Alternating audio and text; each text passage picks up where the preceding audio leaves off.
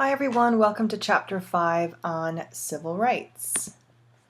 Today we're going to be talking about civil rights, remembering from last week that civil liberties are what government cannot do, right? For instance, like curb your freedom of speech or your freedom of religion or allow a search without a warrant. Civil rights are what government must do to ensure equal protection and freedom from discrimination for all people. Today we'll be talking about Chapter 5A, which is all about the civil rights movement of the 1950s and 60s, particularly focusing on African American rights. And then next time we'll be doing the second half of Chapter 5, the women's movement from the 1880s until today.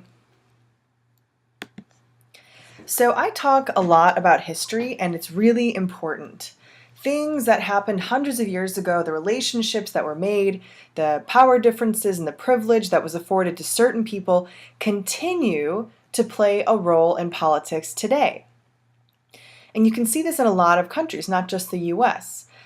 This was and is the case, for example, in Brazil, another country that participated in the slave trade, where people who are lighter skinned and have European backgrounds are richer, better educated, and higher on the social totem pole. And this is the case in almost every Central and South American country that participated in the slave trade.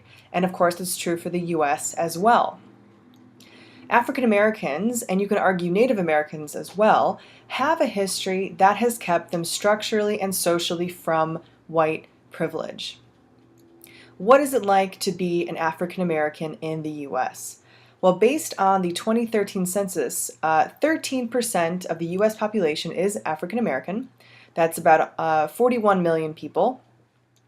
But only 9 African Americans have ever been elected to the U.S. Senate in all of American history. This is from 1827. And there's been about 2,000 senators since 1789. Compared to white people, black people are on average less educated, much poorer, experience higher crime rates, live disproportionately in poverty-stricken areas, score lower on standardized tests, having, of course, less access to good schools. They have a lower life expectancy and earn less. For example, with a combination of racism and sexism, black women earn 64% of what white men do. So that means they're earning 64 cents for every dollar that a white male is earning. And that's less than black men's earning for the same job, same education, and same experience. Ultimately, these stats show that rights equal power. Long-term deprivation of rights results in powerlessness. And we can see this structural racism, or what's called institutional racism, as this extension of racist ideas, thoughts, and prejudices into the actual structures or institutions of society. So you see this especially in economics, right? Like black women making less than black or white men, and also less than white women as well. You can see it in politics, right? There's way less representation of minorities in Congress or other leadership, right? You can see this in educational institutions or in education itself, where minorities have less access to good schools. And you can, of course, see it in the social institutions of criminal justice as well. For example, even though there is the same percentage of usage, white and black people are just as likely to use marijuana, right? But black Americans are far more likely to be arrested for marijuana possession, as you can see from this chart down here, right? We have white arrests in white and black arrests in the black bars. And again, this is with the very, very, very similar percentage of usage. And actually, white people are more likely to sell drugs. So these should be more comparable, right? And once the black offenders are convicted, they actually receive longer sentences compared to white offenders of the exact same crimes.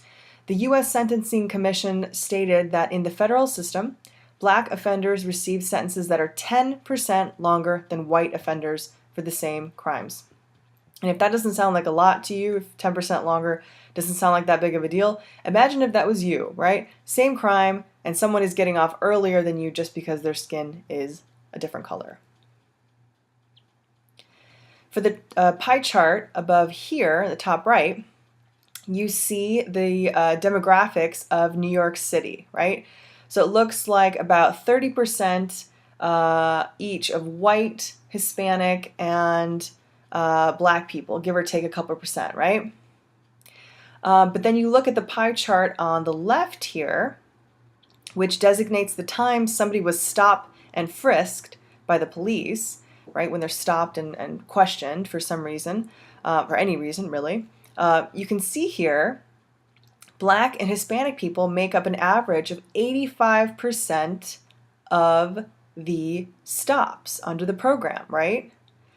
Comparing that to the city's demographics, it's really skewed, right? Minorities are far more likely to be targeted by the police. And a lot of this, especially for African Americans, can be traced back to the long history of slavery, to the idea that if you deny rights and, let's be honest, humanity to people for a long time, it disadvantages them. It takes them that much longer to get just to the same baseline as others who are not so deeply and longly disenfranchised. So let's consider this history as we're learning more about the post-Civil War era and the Civil Rights Movement. We don't unfortunately have the time to go into the Civil War much in depth, but the reality remains that the Civil War was fought over the moral, political, and economic issues of slavery. Let's watch this video that highlights how the Civil War's single most important cause was a fight over slavery. This is a video presented by Colonel Ty Sedgwill, I believe the professor of history at the U.S. Military Academy at West Point. This is through Prager University Online. How do I press play? Was the American Civil War fought because of slavery? More than 150 years later, this remains a controversial question. Why? Because many people don't want to believe that the citizens of the southern states were willing to fight and die to preserve a morally repugnant institution. There has to be another reason, we are told. Well, there isn't. The evidence is clear and overwhelming. Slavery was, by a wide margin, the single most important cause of the Civil War, for both sides.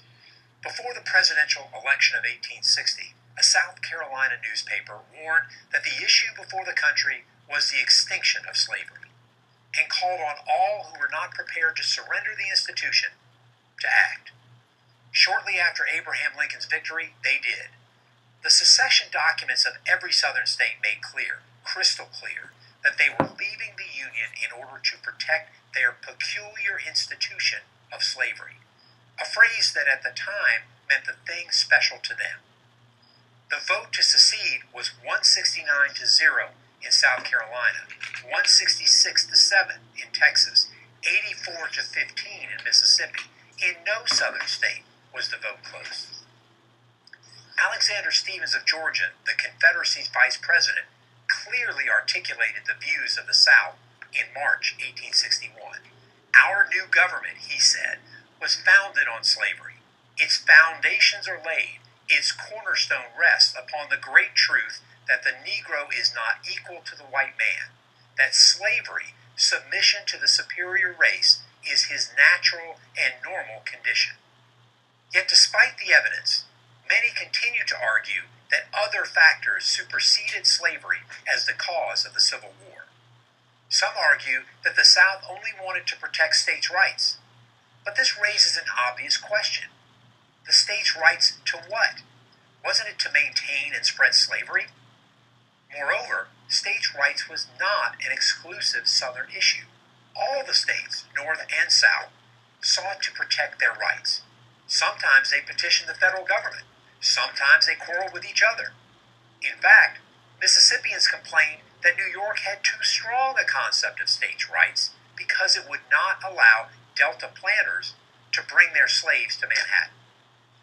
The South was preoccupied with states' rights because it was preoccupied first and foremost with retaining slavery. Some argue that the cause of the war was economic. The North was industrial and the South agrarian. And so, the two lived in such economically different societies that they could no longer stay together. Not true. In the middle of the 19th century, both North and South were agrarian societies. In fact, the North produced far more food crops than did the South. But Northern farmers had to pay their farm hands, who were free to come and go as they pleased, while Southern plantation owners exploited slaves over whom they had total control. And it wasn't just plantation owners who supported slavery. The slave society was embraced by all classes in the South. The rich had multiple motivations for wanting to maintain slavery, but so did the poor, non-slaveholding whites. The peculiar institution ensured that they did not fall to the bottom rung of the social ladder. That's why another argument that the Civil War couldn't have been about slavery because so few people owned slaves has little merit. Finally, many have argued that President Abraham Lincoln fought the war to keep the Union together, not to end slavery. That was true at the outset of the war, but he did so with the clear knowledge that keeping the Union together meant either spreading slavery to all the states, an unacceptable solution, or vanquishing it altogether. In a famous campaign speech in 1858, Lincoln said, "A house divided against itself cannot stand." What was it that divided the country? It was slavery and only slavery. He continued, "I believe this government cannot endure permanently half slave and half free. It will become all one thing or all the other." Lincoln's view never changed, and as the war progressed, the moral component, ending slavery, became more and more fixed in his mind. His Emancipation Proclamation in 1863 turned that into law. Slavery is the great shame of America's history. No one denies that. But it's to America's everlasting credit that it fought the most devastating war in its history in order to abolish slavery. As a soldier, I am proud that the United States Army, my army, defeated the Confederates. In its finest hour, soldiers wearing this blue uniform, almost 200,000 of them former slaves themselves, destroyed chattel slavery, freed 4 million men, women, and children from human bondage, and saved the United States of America. I'm Colonel Ty Sidgley, Professor and Head, Department of History at the United States Military Academy, West Point, for Prager University.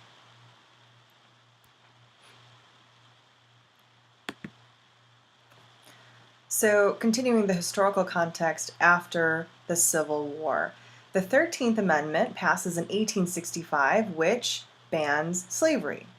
However, there are laws called Black Codes which continue to keep Black Americans in subservient economic positions.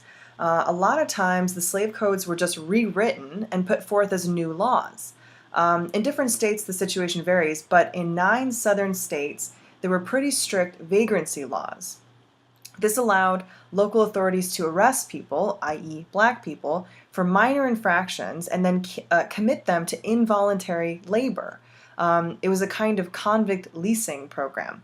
And unsurprisingly, these convicts were kept in miserable conditions, barely provided food. It was really difficult to get out of this system.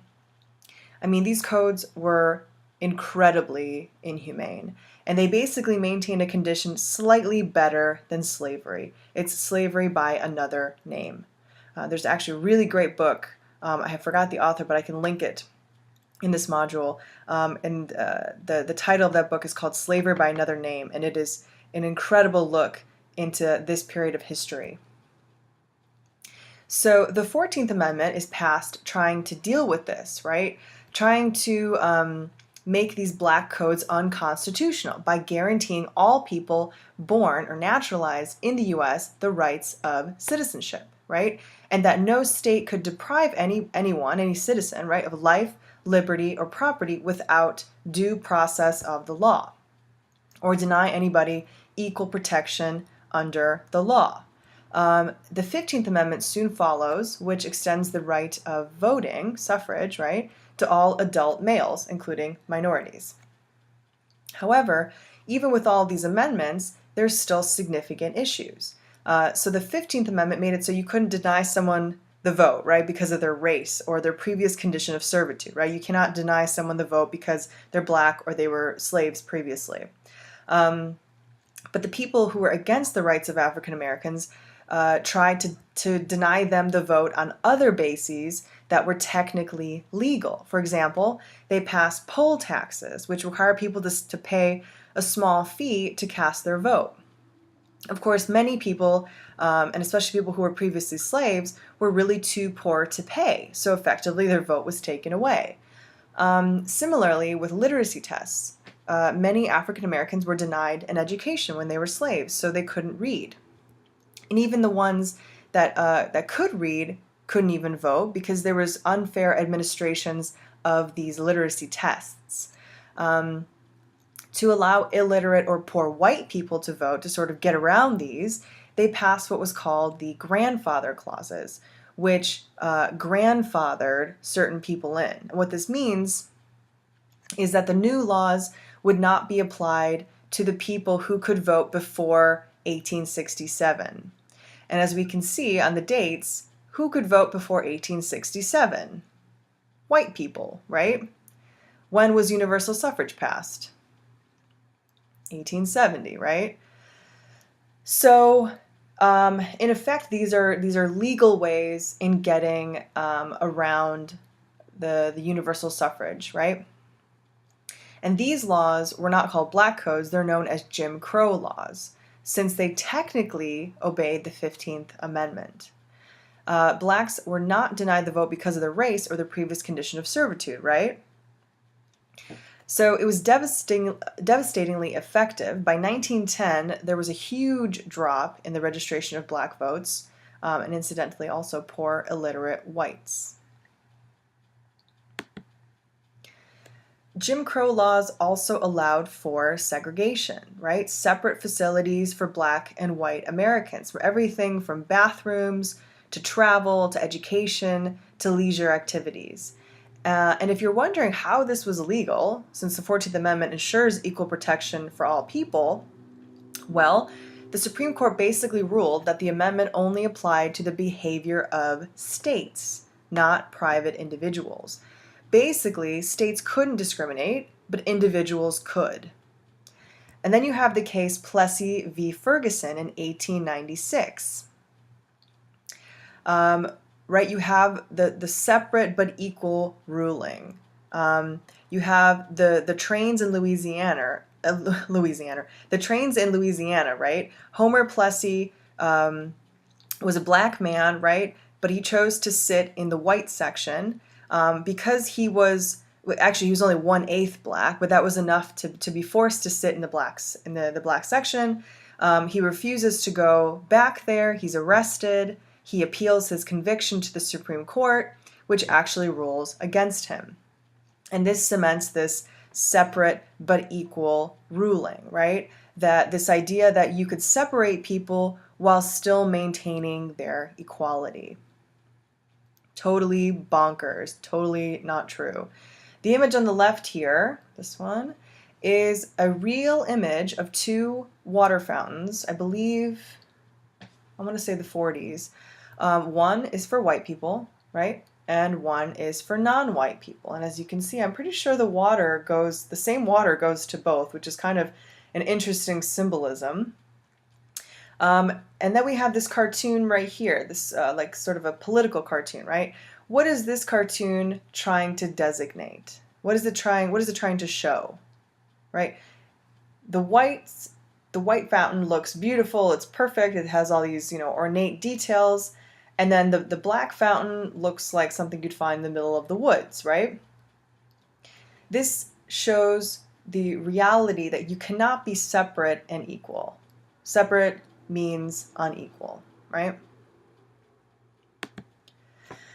Reality was terrible for African Americans, especially in the South. You have groups like the Ku Klux Klan terrorizing people. There's lynchings, arson, assaults, beatings. They just become the norm. Targeted racial violence and terror. Lynchings in particular were these gruesome public acts of torture that absolutely traumatized Black people. They were largely tolerated by state officials and are considered by many to be terrorism, right? Terrorism works off of fear. So to be effective for social control, they had to be public and work off of this fear, right? That you might be next for really no reason at all. It's estimated that nearly 4,000 people were killed in the South from 1877 to 1950 just for being Black. This was primarily in the South, but it was not just a Southern phenomenon. Lynchings happened in the North as well. Just recently, I think there was a Washington Post article that found some new research that showed a very much increased number of the people killed by lynchings that was recently found.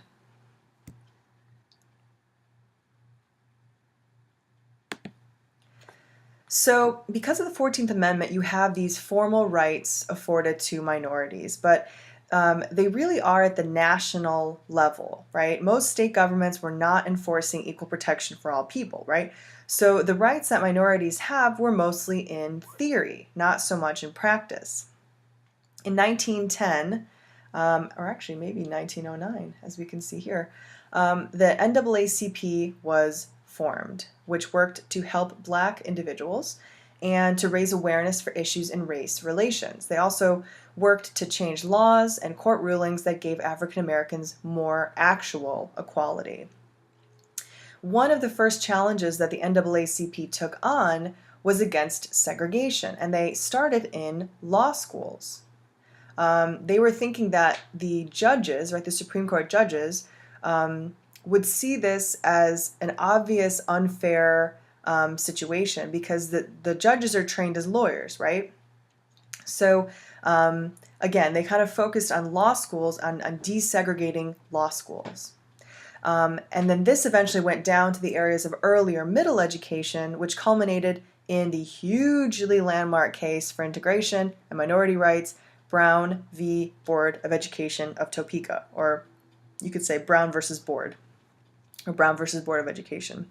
This is a very famous case and one that would start an absolute revolution. Really cool. I'm going to play you this short video as it's going to describe the Supreme Court will judge that segregation is unconstitutional, right? Separate does not let you be equal, especially when it comes to education. Until integration, Black school children were not afforded the same education as white children, and that goes up all the way, right up all the way through college. It's not constitutional to disadvantage people in this way.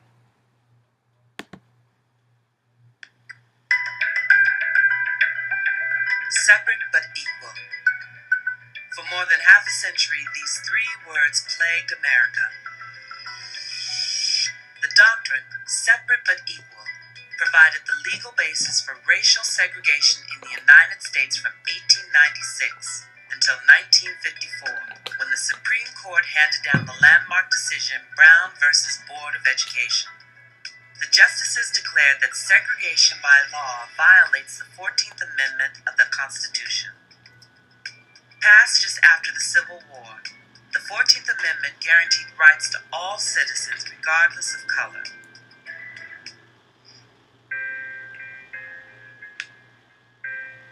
The case, Brown versus Board of Education, was named for Oliver Brown, whose daughter was barred from attending the all-white school in their Topeka, Kansas neighborhood.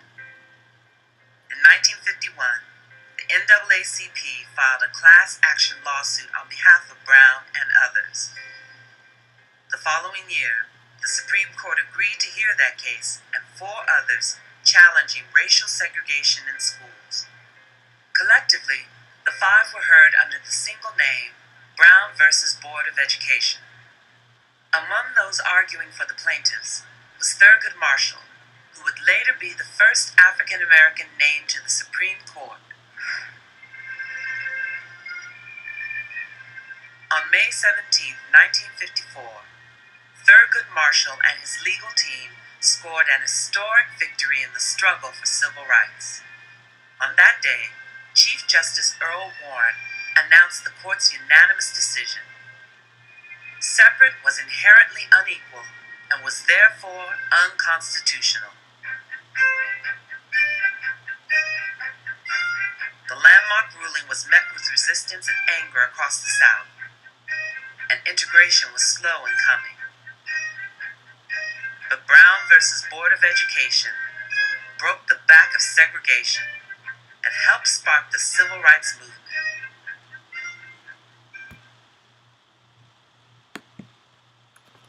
So, the Brown versus Board of Education ruling applied only to public schools, not private schools. And not much of the structure of existing segregation was really changed. But it did spark a new wave of civil rights protests, which culminated in some amazing stories. I'm going to play you this short video as well to give you an idea of this. In Montgomery, Alabama, people looked at how they were being impacted negatively by their society, and they assumed responsibility for change. Joanne Robinson was an English professor at Alabama State University, and she headed up an organization called the Women's Political Council. Joanne Robinson had an episode on the Montgomery bus where she is accosted by a bus driver. She leaves the bus, in terror. She thought the bus driver was going to hit her as he demanded she sit in the black-only section in an almost empty bus. When she talked to other women in the Women's Political Council about this episode, she found out that they had similar experiences. There were a number of arrests in 1955 of black women who were violating the segregation ordinance on the buses. And on the night of December 1st, when Rosa Parks was arrested, Joanne Robinson springs into action, and they actually execute this plan to initiate a bus boycott. At the time, most people rode the bus to kind of get around. There weren't as many cars. So you begin to realize that if we don't ride the buses, we are able to kind of break the system to a great degree. Joanne Robinson comes on campus late that night with a couple of students, runs off 50,000 flyers. The next morning, between classes, they pass out those flyers. She calls the civil rights attorney, Fred Gray. She calls E.B. Nixon, labor organizer, really the recognized leader of Black Montgomery, and they decide to endorse the boycott. They organize the Montgomery Improvement Association to execute and to coordinate the activities surrounding the Montgomery bus boycott. And they select this newcomer, Martin Luther King, to head up the Montgomery Improvement Association. Martin Luther King weaves into Montgomery ideas about love and civil disobedience, overcoming adversity. And the people of Montgomery were willing not only to listen, but to act on this.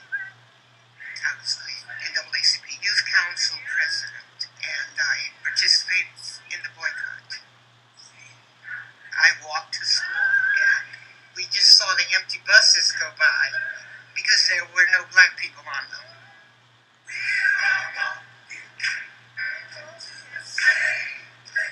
At the time that this movement began here, we had about 50,000 African Americans living in Montgomery, and there were pretty close to 50,000 black people who worked together during this bus boycott. We stayed off the buses and found other ways to get to where we needed to go.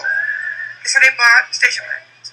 And they had an actual route, just like buses have routes. For several weeks, I was a volunteer driver every day, going out and just hauling people to work or to school. So people just didn't walk. They rode, but they rode in a system that they could. 382 days. That's a long time. Can you imagine how empowered people felt? It's like, we did what? The Montgomery bus boycott says to the nation that segregation is no longer the law of the land, and that the formula for attacking segregation in all of its facets is going to be nonviolent civil disobedience on one hand and litigation on the other. The boycott was one of the greatest examples of civic engagement of the 20th century.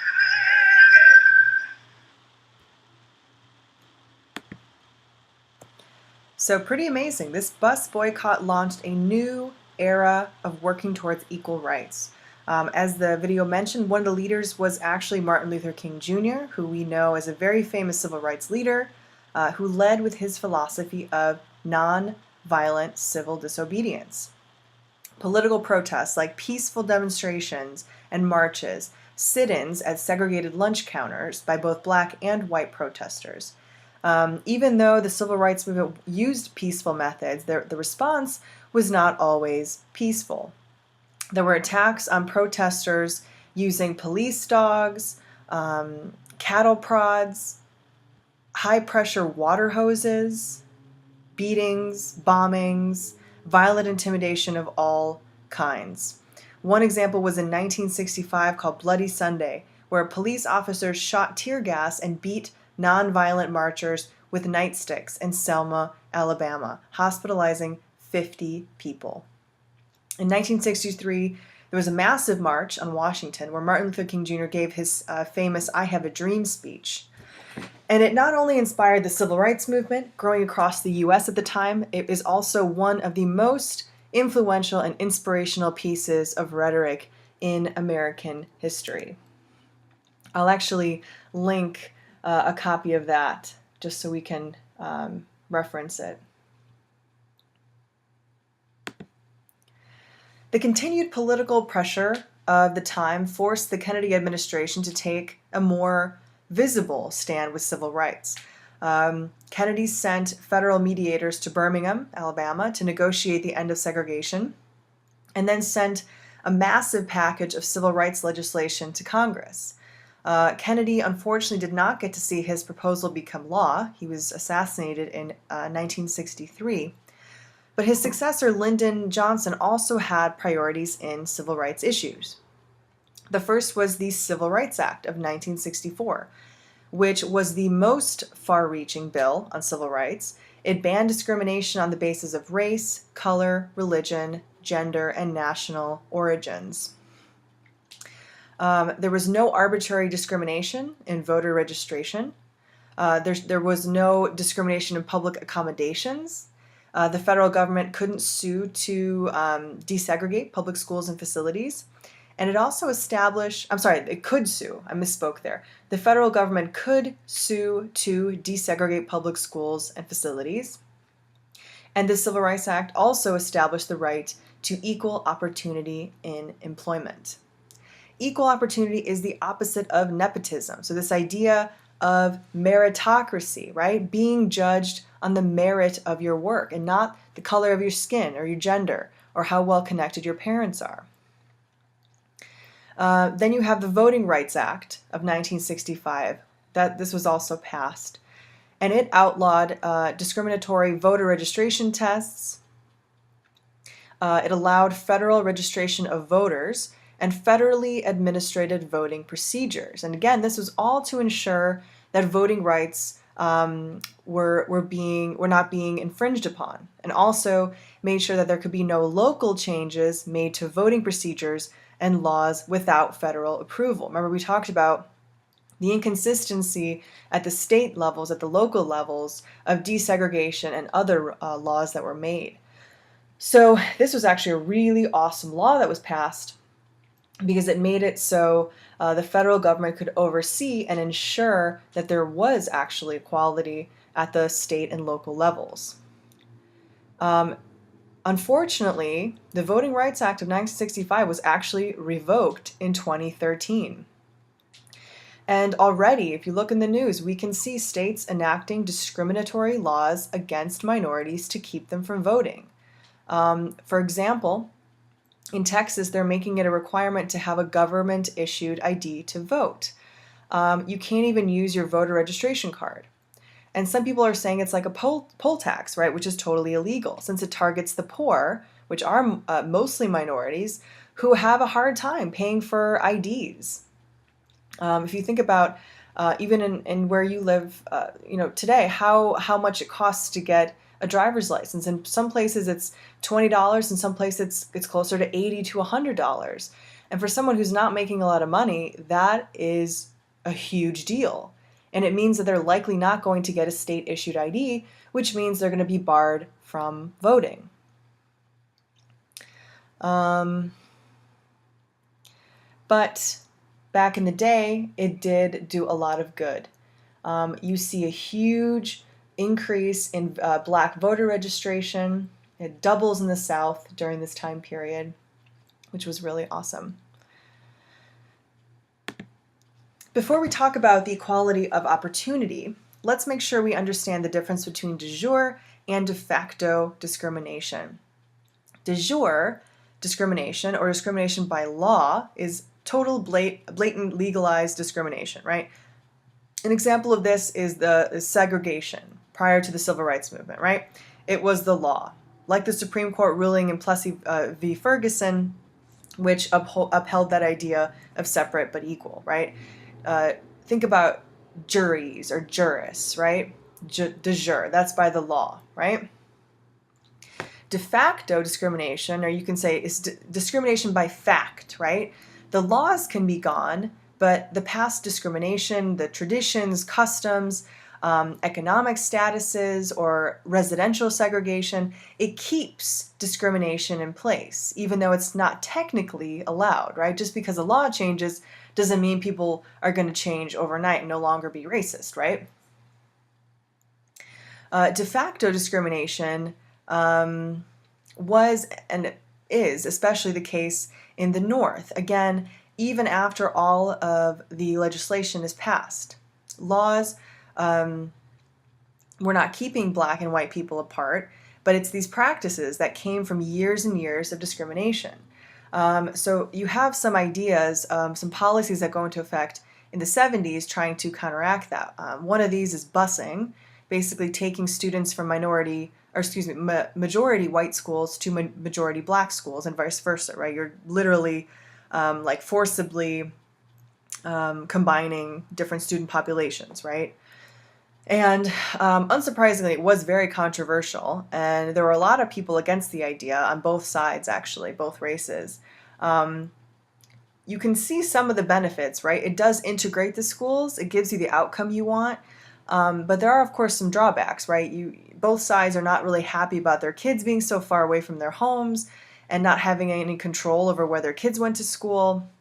So it didn't really work out so well. But you have also this idea of affirmative action, which started around that time. There was a question of whether or not the 14th Amendment's guarantee of equal protection meant states couldn't discriminate, or whether it imposes this active obligation to integrate, like in black and white individuals. As you can see, absence of legal discrimination doesn't mean automatic equality, right?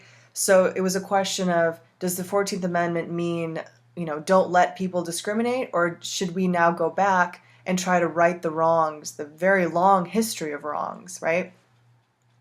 In 1965, President Johnson issues an executive order, kind of thinking about this, that not only prohibited discrimination for firms doing business with the government, but it actually ordered them to take affirmative action to compensate for past discrimination. So if a firm didn't have any black employees, it wasn't enough just to have a non-discrimination policy. They had to actively recruit and hire black employees. Since past patterns discriminated against minorities, which also meant that minorities and women were relegated to lower status, low-paying jobs, there was the idea that the percentage of African Americans working in firms should reflect the percentage of African Americans in the labor force, right? If you have 14% of the population as African Americans, you shouldn't have 2% of the population in certain jobs. It's obvious that something is up, right? Just looking at the numbers themselves. This is also applied to university decisions where there are some reserved spaces on admissions lists for minority students. Not a ton of spaces, but a couple more. Let's get some more facts about de facto discrimination. How pervasive is it? Well, there was and definitely still is discrimination, and it becomes pretty blatant in three ways: housing, education, and economic status. What's interesting and maybe unsurprising is that all of these go together, right? Where you grow up is generally where you're educated, right? You go to your local schools, which then ties directly to your economic status, right? How much you make, how successful you are. More quality education tends to give you a better opportunity to make money, which then gives you a better quality of life, right? Pretty intuitive. Let's consider some examples then to think about equality of opportunity and what that means.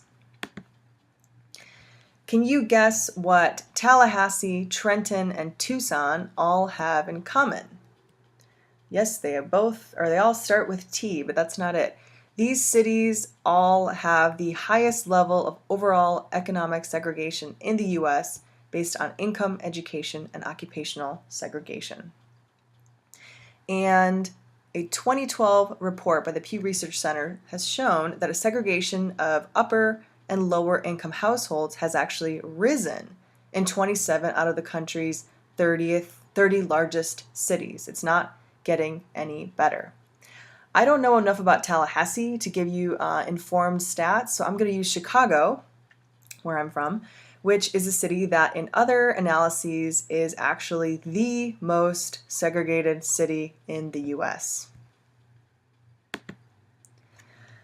How can a map explain American history? Chicago basically looks like a patch quilt. The red here designates the area that is more than 75% African American. The gray is where more than 75% of the inhabitants are Hispanic, and the yellow is over 75% white, right? So they're very much majority areas, right?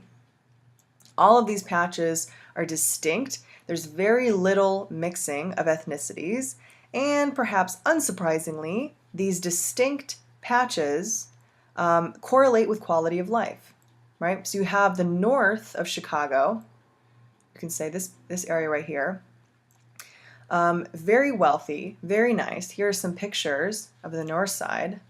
Very green, very beautiful. Look at this house, it's gorgeous. The median sale price in these areas as of 2014 was between $500,000 and $1.5 million. Some of the really nice areas are actually closer to $2.3 million. It has great schools, right? Great little bicycling areas, and you're close to the lake. You're close to everything that you would consider to be part of a nice community, right? In Chicago, the south side is the area right here that you would consider to have the worst schools, the most, not that you'd consider, they do have the worst schools, the most gang violence, riddled with crime, very poor, to compare with the north side that, it's about $1 million median price of housing. The median price in this area, in the south, is closer to $30,000 to $50,000. So you're comparing something that costs $1 million to something that costs $30,000. In Englewood, considered one of the worst neighborhoods, the median house price is $14,000. Not a lot. How did this happen?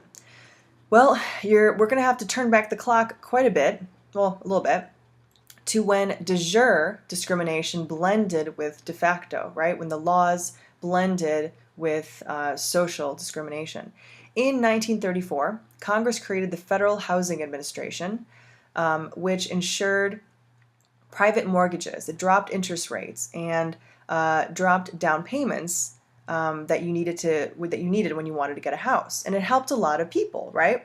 Well, not everybody. It helped people they considered to be the right people. The FHA actually adopted a system of maps that rated neighborhoods according to their perceived stability.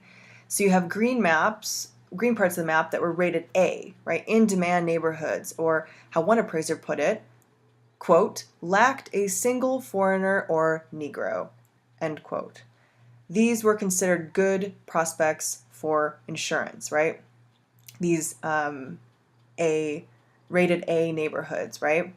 The neighborhoods where black people lived or other minorities were rated D and were usually considered ineligible for FHA backing. And what happens when you're considered in a bad investment area? Well, of course, you're cut off from sources of new investment, right? No business is going to go in and set up shop because they think it's a bad area. They think that it's not going to be very profitable. So no new investment. The houses actually lose value, right? So you can guess what these red areas are. They map very similarly to the previous map of where the majority African Americans have lived historically and today. Even after the Fair Housing Act in 1964 and other legislation in the 70s, which tried to criminalize discrimination in the housing market, the truth was there was no financing available for African Americans. The racism that began with the FHA spreads to the entire mortgage industry, and Black Americans were continually denied a part of legitimate home mortgages completely. The politics of the past affect the politics of today. History's effects stay. And like I said earlier, where you live is important. It decides your access to schooling, to healthcare, whether or not you're going to be exposed to certain crime or violence, even access to greenery. For instance, the Hispanic neighborhoods in Chicago, also pretty poor, are furthest away from green spaces, trees, and vegetation. So let's take a closer look at housing discrimination in Chicago and see how it affected people back in the day and how it still affects them today. I'll play this short 9-minute video for you. Very interesting.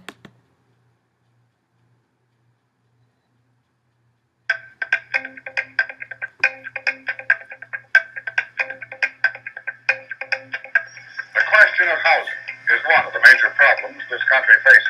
By and large, blacks live in substandard housing. Those who manage to fight their way out of it frequently pay a large penalty to do so.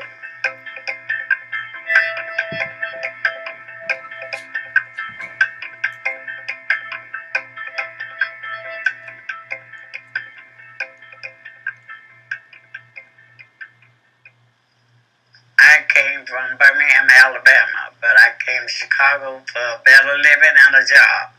I bought here at this house in '58. It ain't nothing to brag about, but it's mine.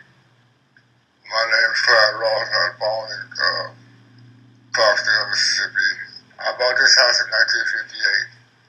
I moved in this house in 1957. It was mostly a white area, and when they said that the niggers was coming, they didn't say black, they said the niggers was coming. And they start moving away.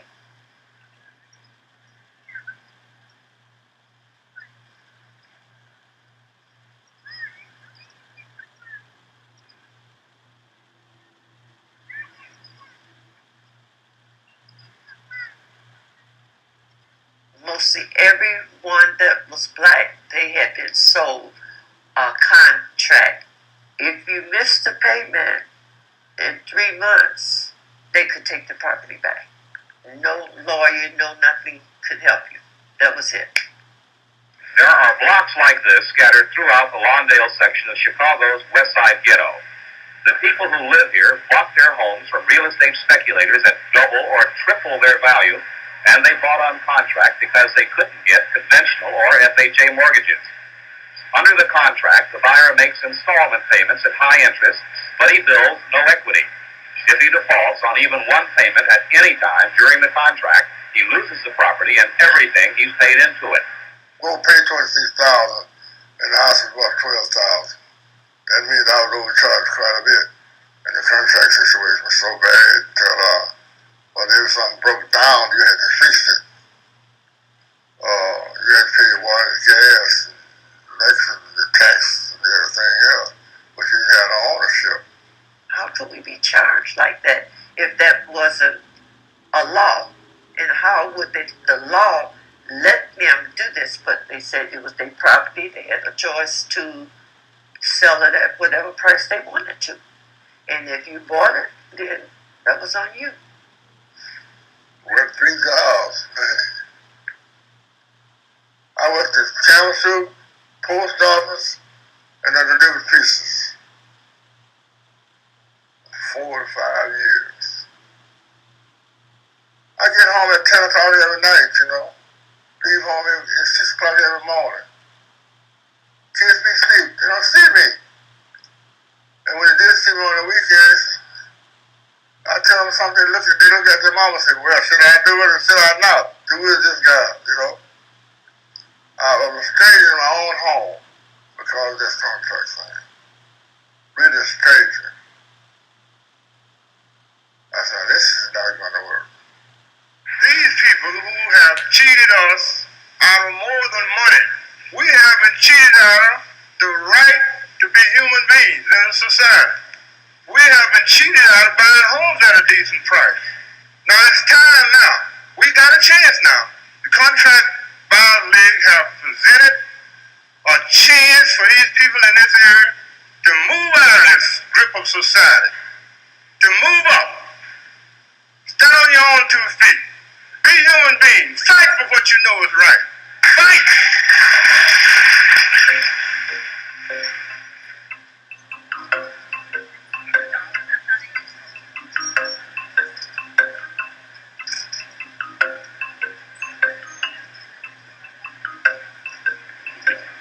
I really believe that, ultimately what we're after is some kind of communication among human beings, that can only be affected when people can approach each other on the basis of equality.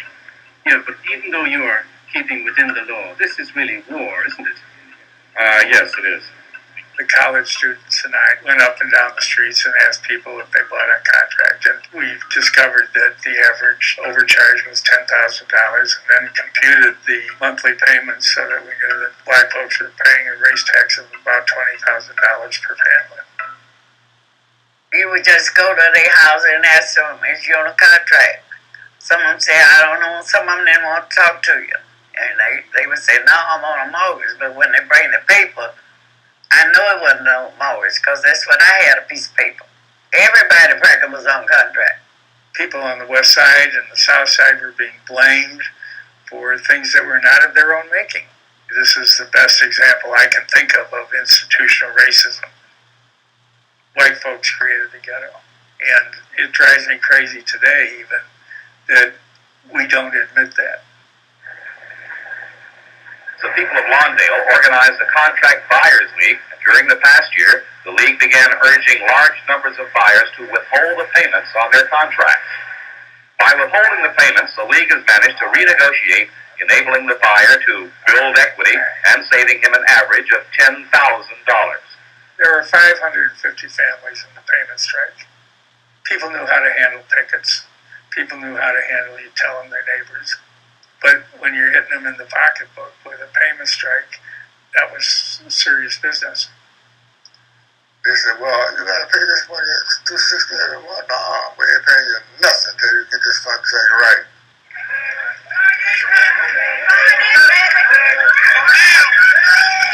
They came up, rang the bell, still in bed, and the wife went to the door. They served her with a paper, and then they came on in. What did they say to you? They said they were going to evict us. And where's your furniture now? Out on the street. What do you plan to do? Do you believe that you should forward it and pay it like you were doing before? No, I won't. I won't give them the money. We just wanted to get a fair price for the house, and we wanted the mortgage where we could have ownership of the house. And the contract buyers brought us to the point where we could understand that we could do something about this. The people of CBL have come together. No matter what happens, we are fighting for one thing. That is justice. And believe me, as long as we stick together and keep growing in large numbers like we've done now, something's got to happen.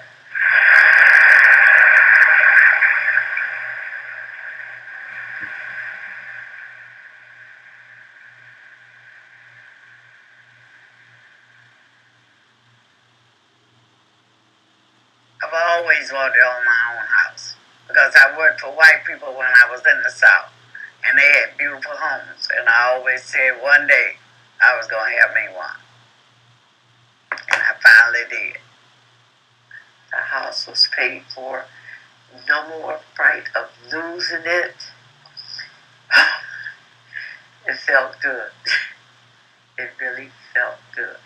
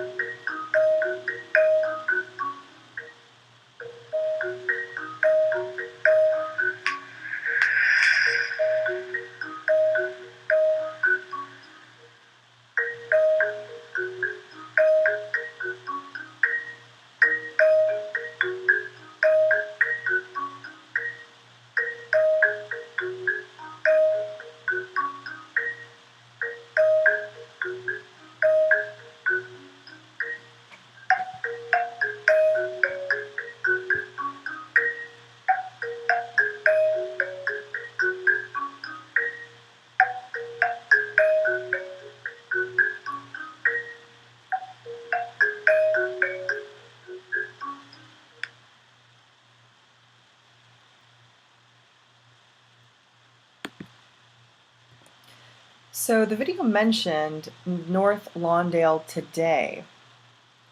Let's talk about that. Oops. So North Lawndale today, where all this stuff took place, has a homicide rate triple the rate of Chicago as a whole.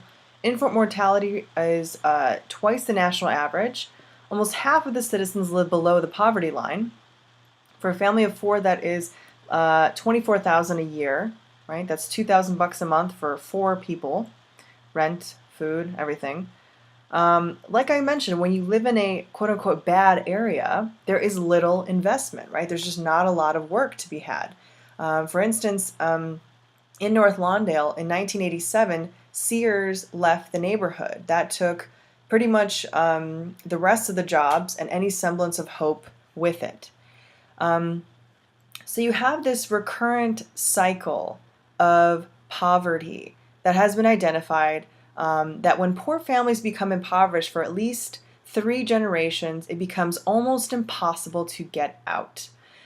You lack any intellectual, social, or cultural capital to change the conditions, right? And this is called generational poverty. And this is different from what's called situational poverty, which happens when there is an unexpected something, right? A divorce or becoming a sole parent, major damage to your home, divorce. I already said divorce. Any kind of major health injury, right? It's different than that, right? It's not situational, it's generational. It becomes very, very difficult to come out of it. You see this cycle, right? You have a poor household, you have little access to food, unclean water, schools, which forces you to become sick, right? You have no energies. There's low productivity because you don't have access to good food and good schools for good education. This results in very low or no income. Personally speaking, emotionally, you have very low self-esteem, no personal control. So this, you see people falling into dangerous habits or obsessions, and then high birth rates, actually, which doesn't help the situation, right? It only makes it worse. There's more mouths to feed. You have the sick elderly people, right? If you don't have good access to healthcare or good food, you're going to become sicker. And here there's more dependence, right? So then people are now also in a situation where they have to take care of themselves and all of their dependents. And it's just this recurrent cycle. This is generational poverty. One theory is that education can help people get out of this perpetual cycle of poverty. What does this graph show? Here you have a connection between education and poverty, right? This is the percentage of kids who are low income in a school, and this is the percentage that meets or exceeds the goals, right? If you have a very low percentage of people who are low income, what do you see? Very high meeting of success, very high reaching of the goals, right?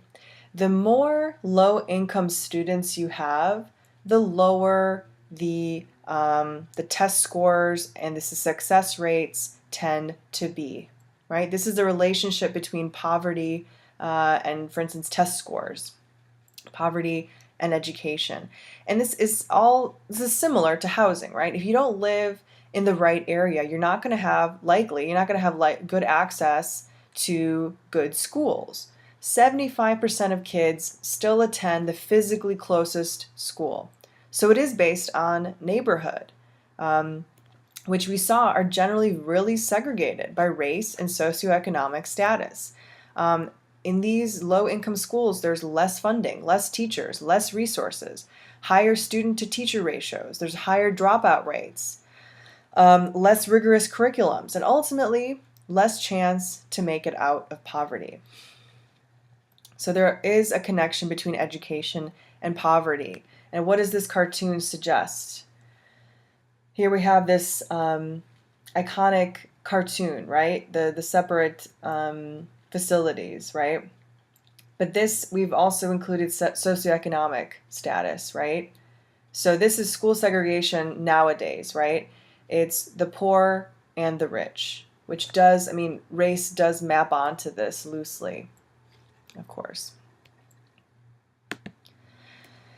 So housing and education undoubtedly play a role in economic status. If you start off disadvantaged from your environment, which then leads to subpar education, you're less likely to be successful. So here we see African American children are 3 times more likely to live in poverty than Caucasian children. American Indian, Alaska Natives, Hispanic, Pacific Islanders, Native Hawaiian families are also more likely than Caucasians and Asians to live in poverty. Although the income of Asian American families is markedly above other minorities, these families also often have 4 to 5 family members working. So that might be the reason why we see a higher income for Asian Americans. It's not necessarily that they're making more money, they just have a lot more people working. Minorities are more likely to receive high-cost mortgages. So this was obviously the case back in the day, but it's the case today as well. Unemployment rates for African Americans are typically double those of Caucasian Americans. And then when African American men, for instance, are working, they earn 72% of the average earnings of a comparable Caucasian man and 85% of the earnings of Caucasian women. Thinking about what we've learned about structural racism from housing to education, are these economic statuses really that surprising? This is what I mean about structural racism and the term itself. It's fixed within the structures of society. That's why it's so difficult to come out of it. And though we have gone into great detail about African American rights, particularly because of the civil rights movement, other minority groups also had to fight for rights. When we talk about civil rights, we're not just referring to black rights, but basically every race that is not white, right?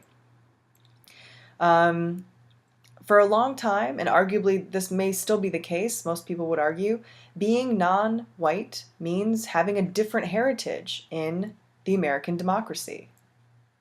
American Indians, for example, have long experienced very high rates of poverty. And this is being a very small percentage of the population. So why is this the case? It comes from their history, right? Over 90% of their population was killed by disease or European explorers. Some estimates say 100 million, and that is more than were killed in Nazi Germany, but probably a little less known. Of their land being usurped by Europeans, even though the Native Americans were for thousands of years, nomadic, right? This is an example of potentially what the U.S. would look like if the Europeans never came over. American Indians suffer from a variety of problems, somewhat similar to African Americans. There's lower levels of education, continued racial discrimination in the labor market, even when holding age, sex, education, marital status, and state residence equal. American Indians' odds of being employed is 31% lower than white people. After economic appropriation, there's cultural appropriation as well. And I thought I would highlight this because we are talking about minorities and power. Cultural appropriation refers to the using of cultural or religious symbols from a culture that is not your own in a way that denigrates them. So this is not cultural exchange. This is imitation, mimicry, essentialism, and totally stereotyping. I'm sure you've seen non-American Indians wearing headdresses, as these people are doing, and other items that they as a people see as sacred, religiously and historically important. Right? You see the use of American Indian images as mascots for sports teams with very racist names here and the Redskins. This is no better than blackface, right? Which is totally, totally, totally wrong. This is drawing on a stereotype of a culture that erases not only their distinct cultures by collapsing it all into this parody of this, but it erases meaning, cultural connection, and communities. By removing the value, there is an assertion of power that you are making. So you are also erasing their power when you are making fun of their heritage. Something I thought I would bring up, because you see this occasionally. You see things like this. This white woman with a ton of bronzer, which is basically blackface, right? Totally wrong. Or Katy Perry dressing up as a geisha woman. Or this guy who decided to be a racist taco. He could just have been a taco. But then he put on this hat, and it's just rude. Or these idiots who think this is funny. Or this reduction of Chinese or Asian, it's like kind of Pan-Asian, I guess. It's not a joke, you know?